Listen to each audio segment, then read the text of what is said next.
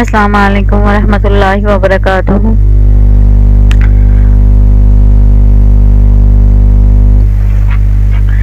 अच्छा, basically viewers, मैं आपके सामने एक कस्टमर की, एक क्लाइंट की कह सकते हैं, बड़ी हम्बल रिक्वेस्ट थी कि हम लोगों को गाइड किया जाए कि एससीसीपी में अगर एक एसएमसी कंपनी है। पहले मैं थोड़ा सा सिनेरियो आपसे डिस्कस करूंगी, फिर उसको बताऊंगी कि किस तरह से आया, इसको हम लोग आगे कैरी ऑन करेंगे और किस तरह से इसको रजिस्टर करेंगे और कैसे रिटर्न फाइल करेंगे। और ये सारे सिनेरियो से पहले आपका जानना जरूरी है कि आया उस कंपनी का क्या सिनेरियो था। ये है एसएमसी कंपनी और ये काम करती हैं ट्रैवलिंग एजेंट, ट्रैवलिंग का काम करते हैं। इनकी कंपनी जो है ट्रैवल कंपनी रजिस्टर है एसएमसी के नाम से। एसएमसी के बेस पे हम लोगों को कौन से रूल्स फॉलो करने हैं, किस तरह से करने हैं, बिकॉज ये मेरे क्लाइंट्स जो हैं, इन लोगों इनके ये इशू आ रहा था थोड़ा सा कि ये इन्होंने वेरी स्टार्ट से कुछ भी नहीं, मतलब कि कोई रिटर्न फाइल नहीं थी की। तो पहले हमें इलेक्शन भी करवाने पड़ेंगे। 2022 से ऑनवर्ड इनके थोड़ा सा इशू आ रहा है। तो जिन जिन बहन और भाइयों के ये इश्यूज आ रहे हैं, वो उनसे रिक्वेस्ट है कि अगर तो उनके पास खुद के पास टाइम है तो वो इस वीडियो को देख के अपनी रिटर्न को as soon as possible follow करें। उनका बेसिकली एक नोटिस भी आया था, बल्कि मैं चाहूंगी कि आपको वो नोटिस दिखाऊं। Just a minute.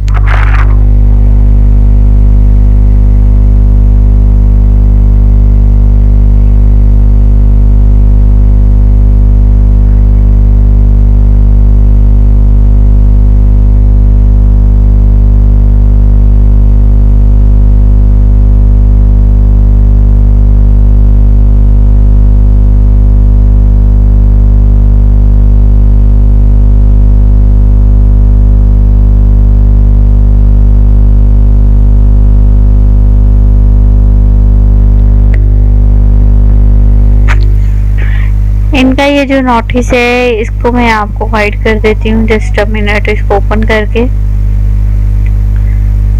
मैं चाहती हूँ आपको ए टू जी चीजें समझ आए ताकि आपके लिए कोई किसी किस्म का मसला ना बने।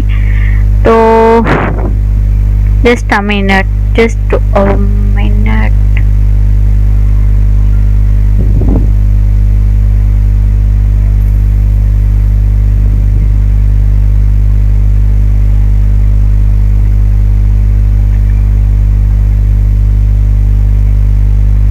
बेसिकली आपको मैं ये दिखाना चाह रही थी कि यहाँ पे ये देखिएगा, इनको ये एक जो है बेसिकली यहाँ पे अभी मैसेज आया नहीं, this one.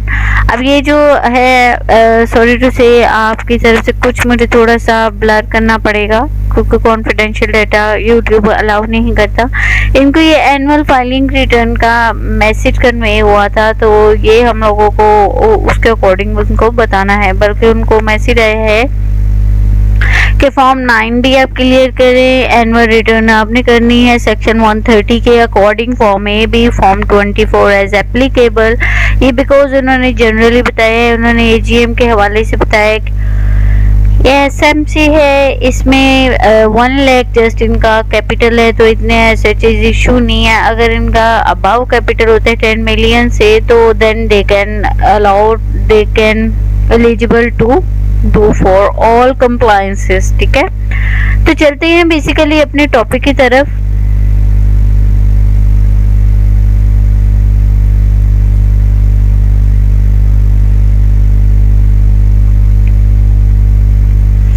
I think so that there is some issue, and there is one major issue that was I want to disclose that the message of that thing,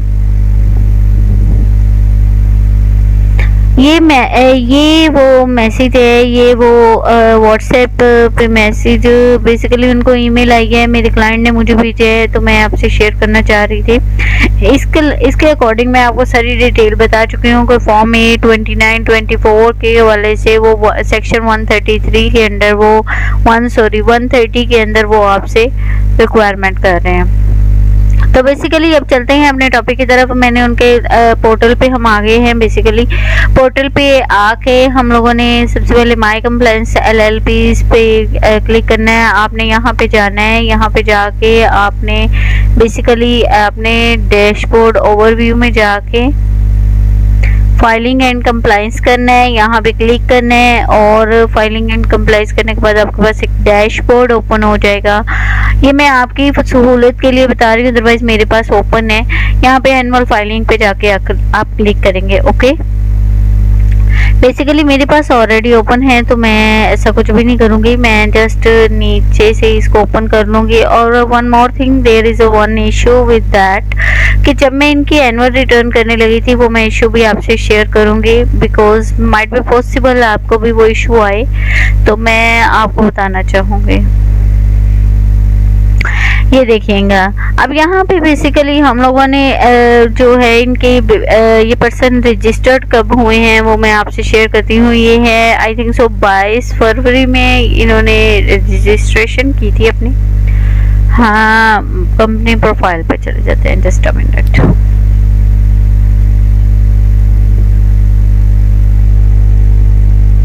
this one, हाँ जी, इन्होंने 21 जुलाई 2022 में इन्होंने incorporation की थी। और आपको पता है कि जब आप इनकॉर्पोरेट करते हैं तो बेसिकली उसके बाद आपको विद इन 16 मंथ्स आपको अपनी रिटर्न फाइल करनी होती है। इलेक्शंस वगैरह आप कर लेते हैं विद इन 120 डेज का आपको टाइम पीरियड दिया जाता है।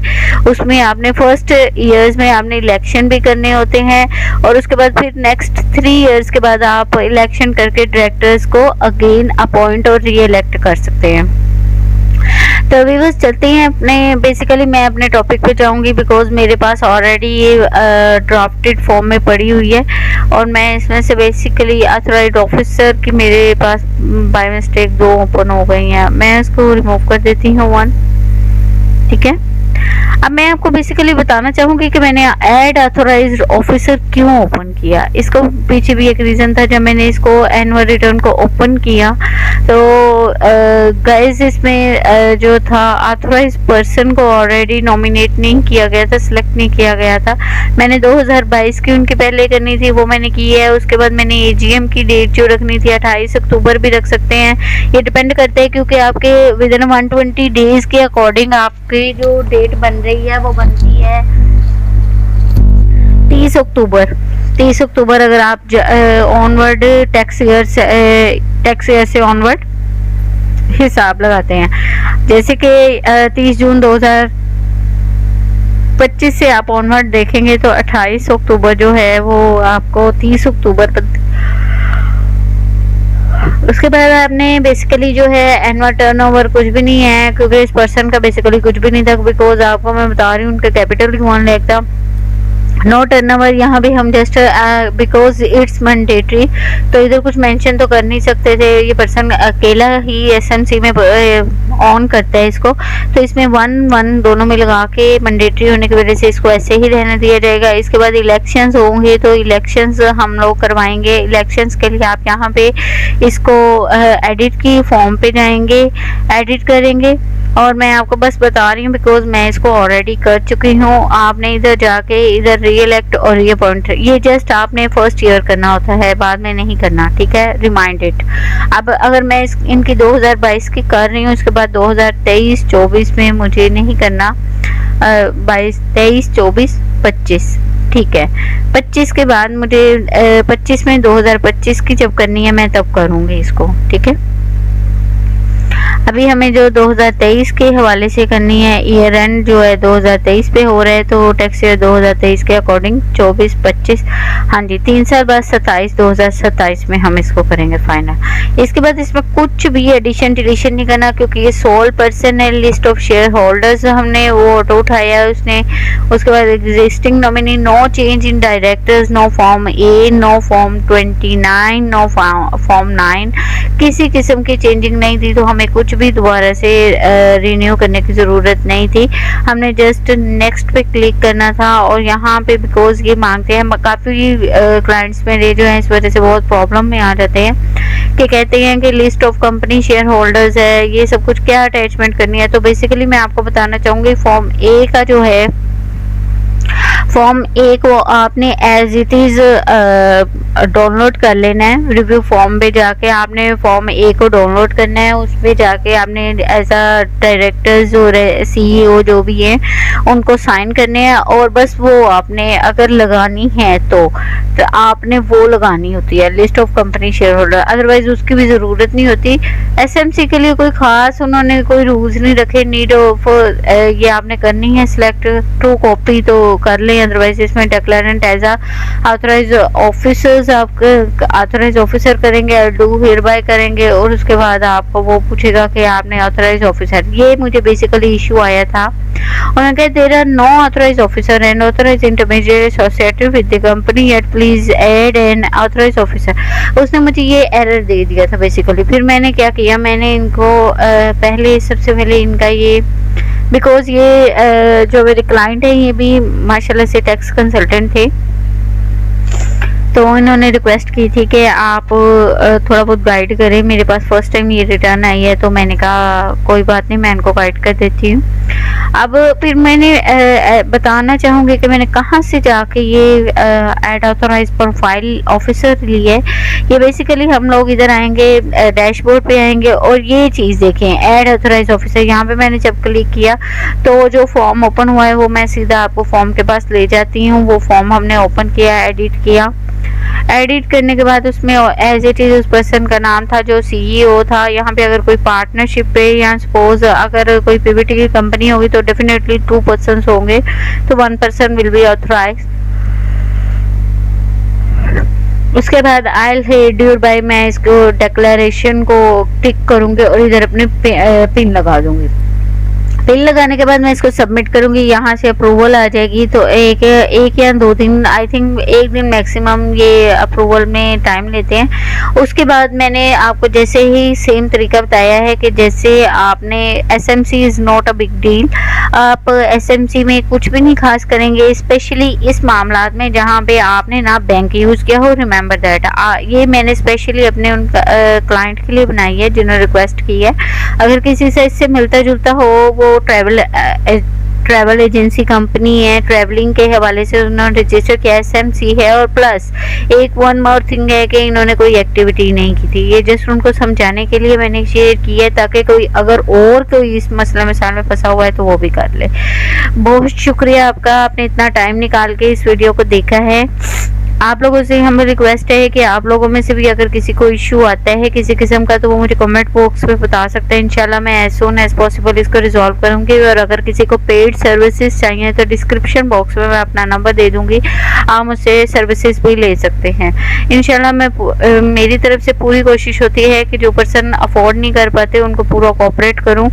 रिसेंटली भी जितने भी मेरे क्लाइंट्स हैं उनमें से कोई अगर सपोज कह देते हैं कि हमारा ये वर्क है, लेकिन आप लोग भी समझते हैं कि ये बड़ी मेहनत वाला काम होता है, तो काइंडली दूसरों की मेहनत को मेहनत समझा करें। और आपसे हम रिक्वेस्ट है कि मेरे जो ये आपको डिटेल बताइए, इसको अकॉर्डिंग रखते हुए करना है। ऐसा कोई भी नहीं है, ऐसे नहीं है मैंने कहा कि हर किसी पे ये रूल अप्लाई हो सकता है, ये जस्ट फॉर एसएमसी है। ओके, शुक्रिया आप लोगों का। मिलते हैं अगले लेक्चर में। अल्लाह हाफिज़।